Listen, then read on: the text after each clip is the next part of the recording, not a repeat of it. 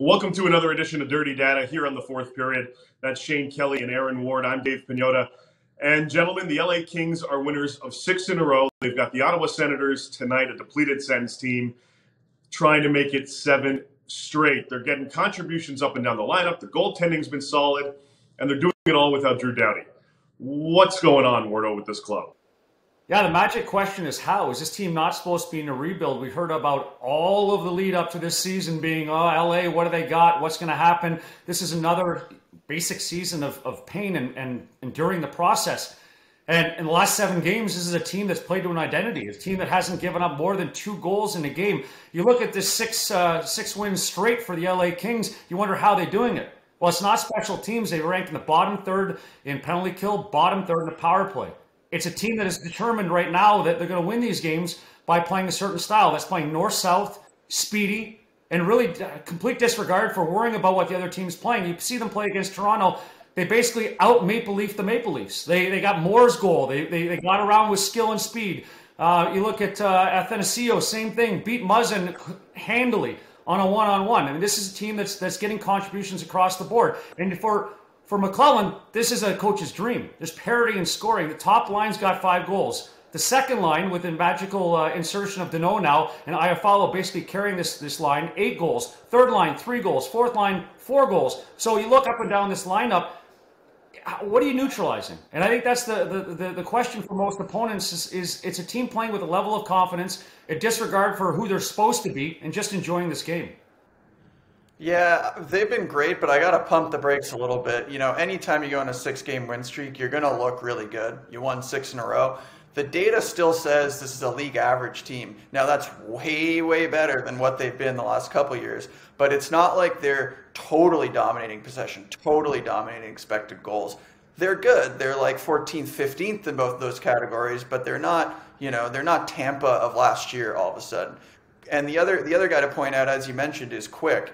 He has been awful, truly one of the worst starters in the league the last several years. So he's about league average now. And that's a huge improvement if you're LA. I know it sounds like a weird thing to say, but really that's helpful. If you can just get somebody who's not shipping terrible goals all season, that's helping this group as well. Well, some of the other questions, though, you have to ask yourself is how's this team doing it in light of the absence of Doughty, right? So are those numbers affected by a guy that possesses the puck and does so much with the puck? Byfield's out. Arvidsson, a key contributor. Like you watch how he started the season, there was hope there that he's going to emerge as a key figure for the LA Kings.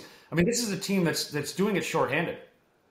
One of the guys that's really stepped up this season, at least in the last little while, has been Alex Iafallo, a guy that is at a point per game pace right now, guys. And is this and not playing on that top line? This is a guy that's been playing with Kopitar and Brown up until this season. Now he's with Danault and it looks like Athanasio for the time being.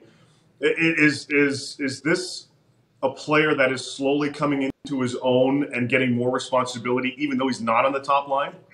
I truly believe that wingers are a product of who they play with, right? So now with the insertion of Danault at center, I mean, everybody looks at his face-off prowess. The truth is, you can play with some reckless abandon when you're an offensive guy, when you don't have to worry about going back and playing defense, right? You know that Danault is going to be there for you.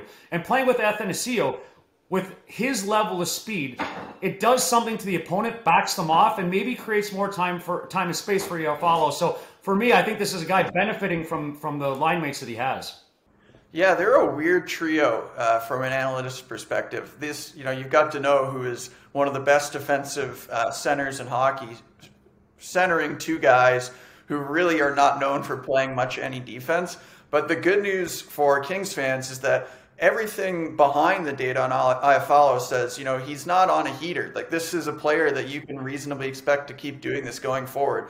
He's shooting right around his career average of 12%. So it's not like all of a sudden, 10 pucks in a row have just gone in and we can't expect that to continue. The most interesting thing I think from Iafallo's perspective is he's starting 70% of his shifts, almost 70% of his shifts in the offensive zone. So even though he's with this incredibly gifted defensive center in Danault, they're not prioritizing the whole line coming out and acting in a shutdown role. Danault, on the other hand, is starting 50% of his shifts in the offensive zone. So he is being deployed a little differently than his wingers, and I think that's really helping them.